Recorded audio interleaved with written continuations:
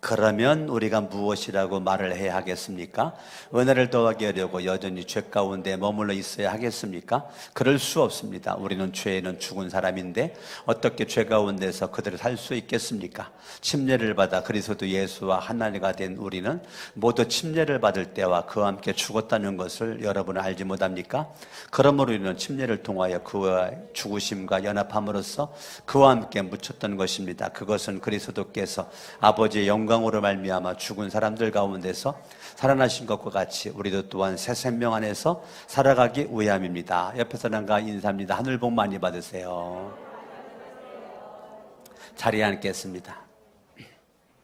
예수를 믿으면 가장 좋은 게 죄 문제가 해결됩니다. 인생의 가장 큰 딜레마는 내가 죄의 문제를 어떻게 할 수가 없는 것인데, 예수를 믿으면 우리의 모든 죄, 과거에 어떠한 죄를 지었던지 예수의 보혈의 피는 과거의 죄, 현재 내가 지은 죄, 앞으로도 미래에도 지을 죄까지도 예수의 피는 능히 사함을 줄 수 있는 보배로운 피입니다. 아멘. 예수의 피가 뭐 돼지피, 선지피가 아니라고요.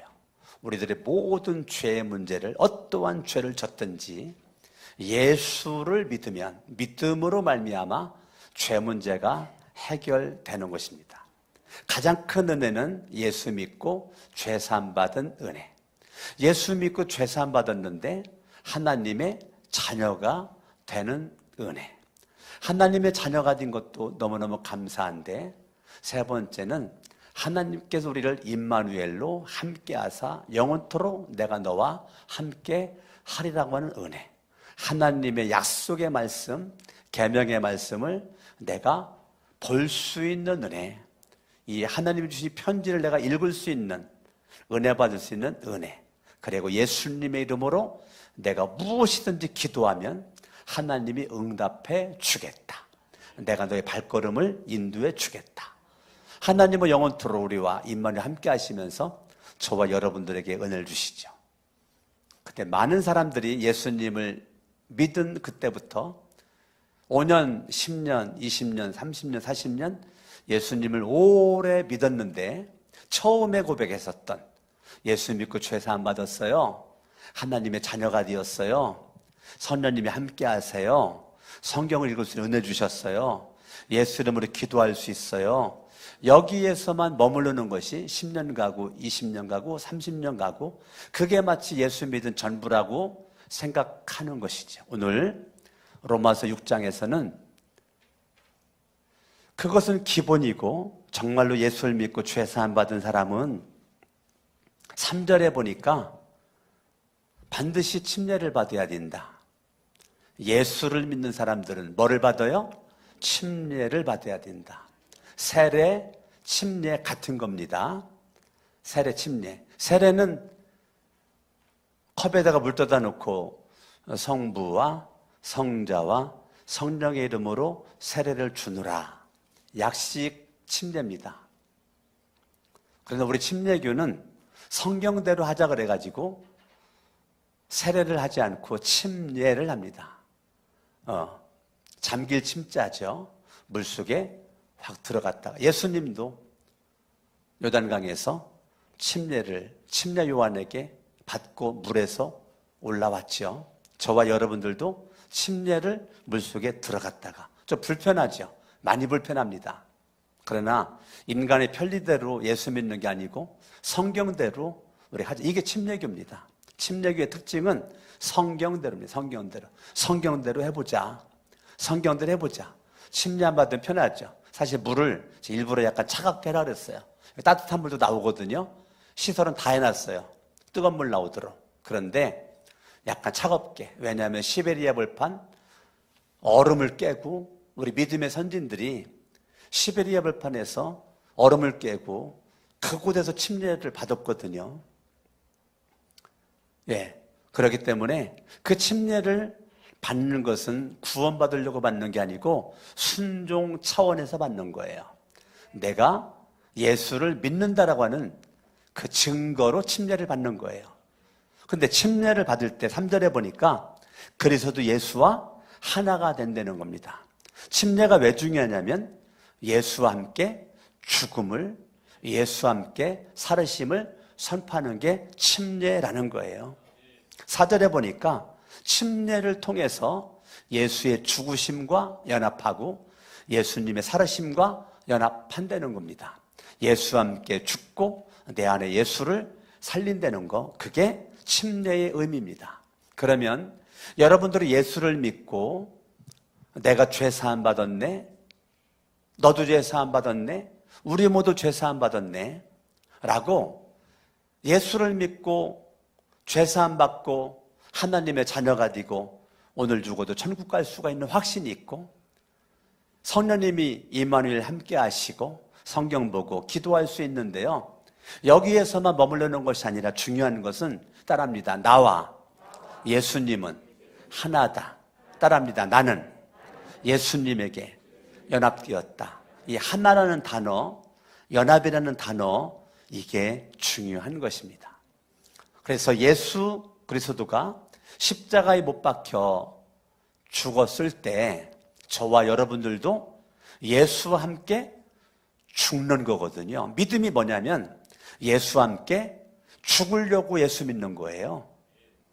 왜냐하면 예수와 함께 죽어야 내가 예수와 함께 살기 때문에 그래요. 그러니까 예수를 믿는다는 게 사실은 어려운 얘기입니다. 왜냐하면 예수님을 믿음과 함께 나를 십자가에 함께 죽이는 거거든요. 뭐를 죽일까요? 예수를 믿을 때 뭐를 죽이는가? 여기를 접어두시고 갈라디아서를 5장을 한번 보니까 갈라디아 5장, 내가 가진 성경은 371쪽입니다. 신약성경. 갈라디아서 5장 24절에 보니까 그래서도 예수께 속한 사람은 정욕과 욕망과 함께 자기의 육체를 십자가에 못 박았다는 거예요. 그러니까요, 예수를 믿는다는 것은 믿음은 쉬운 것 같지만 믿음의 삶은 어려워요. 왜냐하면 믿음의 삶은 십자가의 욕망과 정욕을 못 박는 것입니다. 그래서 이거를 이렇게 십자가에 나 자신을 못 박는 겁니다. 여러분, 고린도 여기 잠깐만 접어두시고 갈라디아 접어두시고 고린도전서 15장을 한번 앞으로 조금만 몇 장만 더 앞으로 넘기면 고린도전서 15장 31절에 보니까요, 바울이 이렇게 말합니다. 형제자매 여러분, 나는 감히 단언합니다. 따라합니다. 나는 날마다 죽습니다. 다시 한번 주먹쥐고 나는 날마다 죽습니다. 사도 바울이 뭐라고 고백을 해요? 나는 날마다 뭐가 죽는다는 거예요? 욕망이 죽고 정욕이 죽는다는 거예요. 근데 언제 이렇게 죽죠? 언제 죽을 일이 생기죠? 가정에서 부부 사이에 죽을 일이 많이 생기죠. 저도 결혼한 지 이제 30여 년 살았는데 30여 년 동안 제가 부부싸움 안 했을까요? 안 했을 것 같아요? 정표에서 못하니 나 좀 봐요. 나 부부싸움 했을 것 같아? 안 했을 것 같아요? 했을 것 같아요? 어떻게 알았어요? 많이 했습니다. 근데 부부싸움 할 때마다 나를 죽이는 겁니다. 아내는 아내대로 자기가 죽고 나는 나대로 내가 죽는 거죠.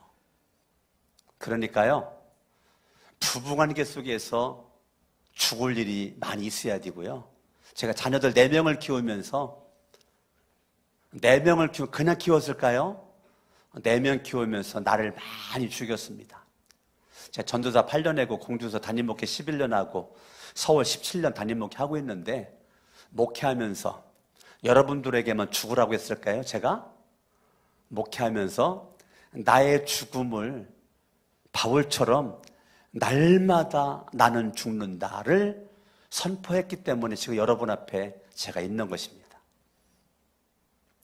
우리 목사님 사모님도 돌아가면서 얘기하는데 우리 교회가 분위기도 밝고 환하고, 그리고 목사에 대한 축복과 칭찬을 해줄 때 대부분의 목사님들이 그러는 거예요. 강석원 목사님은 행복한 사람인 것 같다고, 행복하게 목회를 하는 것 같다고. 제가 행복한 일만 있었을까요? 날마다 나의 죽음을 선포했기 때문에 가능한 것입니다. 우리 김영경 권사님이 입관 예배를 드리고 이제 우리 한 차로, 교회 차로, 저는 아내가 운전하고 나는 옆에 조수석에 앉고 뒤에는 교인들도 이렇게 있는데, 제가 차 타다 보니까 배터리가 8%밖에 안 남아가지고 핸드폰 충전하려고 그 핸드폰 거치대 거기 연결되어 있는 그 잭을 빼가지고 내 핸드폰에다가 이렇게 꽂았단 말이에요. 아내가 타가지고 핸드폰을 꽂으려고 했더니 이게 잭이 떨어졌으니까 이게 벌어져야 핸드폰을 꽂는데 안 벌어지니까 못 꼽잖아요. 그래서 내가 핸드폰 배터리가 없어가지고 내가 빼가지고 꽂았는데, 그랬더니 아내가 하는 얘기가 뭐라고 그랬을까요? 그때 아내가, 정필순 목사님,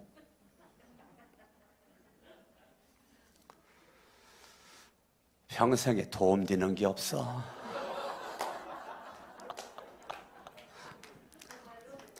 내 아내가 얼굴이 천사처럼 이쁘고 그렇잖아요. 근데 그 순간이요, 뒤에 교인들 잔뜩 앉아 있는데, 우리 수학 목사님이 바로 내 뒤에 앉았었죠? 그 순간 내가 성질낼 수도 없고 화낼 수도 없고, 아니 그거 잭 뽑아가지고 핸드폰 꽂은 것이 무슨 평생에 도움이 안 돼. 내가 순간 내 속에서 뭐가 꿈틀거리고 올라오는데, 아니 그거 잭 빼가지고 꽂은 것이 무슨 그게 도움이 안 돼. 내가 이제까지 내가 30년 동안 도움이 됐으면 됐지.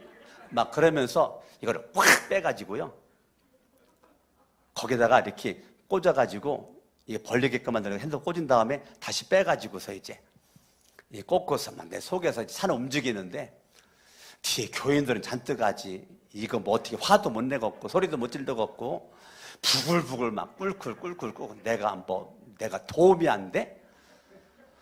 차에서 내릴까? 내가 뭐 도움이 안 된다고? 막 내 속에서 막 온갖 막 이게 막 발소리가 들리면서 막 열나고 막 가슴이 끼나 막 이게 막 왔다가 되는데요. 그 순간 내가 사탄에게 지고 있다는 생각이 드는 거예요. 내가 지금 사탄에게 지고 있는데, 그 순간 나도 모르게요, 너는 네 아내에게 도움이 되는 사람이 아니야 라고 내 가슴에 판에다가 그거를 내가 기록하려고 준비를 하고 있더라고요. 너는 아내에게 도움이 되지 못하는 사람이야. 기록하려고 내가 막 폼을 잡고 있는 그 순간 깜짝 놀래가지고 예수 이름으로 명하노니 내 마음판에 기록하려고는 이 생각과 마음은 떠나갈지어다 라고 속으로 그렇게 명령을 제가 했다니까요. 그러고서 아내를 딱 바라봤을 때 조금 전의 마음과 다른 거예요. 어떤 마음이 딱 들었느냐면, 예수 이름으로 내 마음에 그걸 물리치는 그 순간 빌립보서 2장 5절 너희 안에 이 마음을 품어라 곧 그리스도 예수의 마음이니. 갈라디아서 제가 아까 접어놓으라 그랬죠. 갈라디아서 6장 17절 이제부터는 아무도 나를 괴롭히지 마십시오. 나는 내 몸에 예수의 상처 자국을 지고 다닙니다. 바울이 멋있는 말 했죠. 바울이 늘 행복한 것 아닙니다. 늘 웃은 일만 있었던 것이 아니에요. 참으로 파란만장한 인생을 살았는데, 그때마다 바울은 나는 날마다 죽으면서 나는 내 몸에 예수의 상처 자국을 남기고 있다는 것입니다. 이 말씀이 확 생각이 나는 거예요. 아내가 뭐 힘든 일이 있는가? 뭐 맘상한 일이 있었는가? 정신적인 스트레스 받을 일이 있었는가? 지금 아내가 지금 왜 예민해졌지? 나 중심으로 생각할 때는 화가 나고 열이 나고 뭐 어째? 내가 도움이 안 돼? 근데 예수 이름으로 이 사탄마귀 귀신을 물리치고 예수의 마음을 딱 간직하니까 아내 입장에서 아내가 뭐 어려운 일이 있었는가? 육체적으로 고달픈가? 정신적인 스트레스 받은 게 있었는가? 내가 위로해 줘야 되겠다. 내가 위로해 줘야 되겠다. 반대의 마음이 딱 생기는 거예요. 반대의 마음이 딱 생기는 거예요. 그래서 그날 차 타고 오면서 뒤에 이수환 목사님 뭐 안 들리게 살짝 내가 평생에 도움이 안 돼? 그렇게 했었던 내가 사랑하는 마음으로 왔고요. 정말 좋게 행복하게 그 문제를 해결했다고요. 할렐루야. 우리는 가정에서 부부 사이에 날마다 내가 죽으면 예수의 상처 자국이 남는 거고, 내가 안 죽고 살아있으면 내 마음에 상처 자국이 넘쳐나가지고 못 산다고 그러고 불행하다고 그러고 힘들다고 그러고 죽겠다고 그러고 그러는 거예요. 여러분, 비밀을 알려줄까요? 여러분에게 상처를 많이 주는 남편이 여러분 인생의 복이에요. 왠지 알아요? 날마다 나를 죽게끔 만들잖아요. 어째 아멘을 안 해요? 날마다 나를 죽도록 만들잖아요. 그러니까 복이지. 따라합니다. 어이구 복덩어리.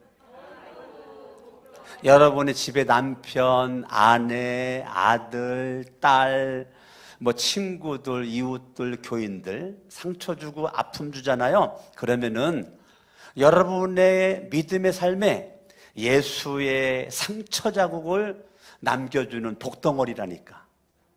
할렐루야. 아멘. 그 원수가 내 옆에 앉아있다고 생각을 하고 옆에 사람을 해보는 거예요. 아이고 복덩어리. 다시, 당신 때문에 살맛나. 아멘. 따라합니다. 예수와 함께 죽고 예수와 함께 살면 마음이 바뀌고 언어가 바뀌고 행동이 바뀐다. 아멘.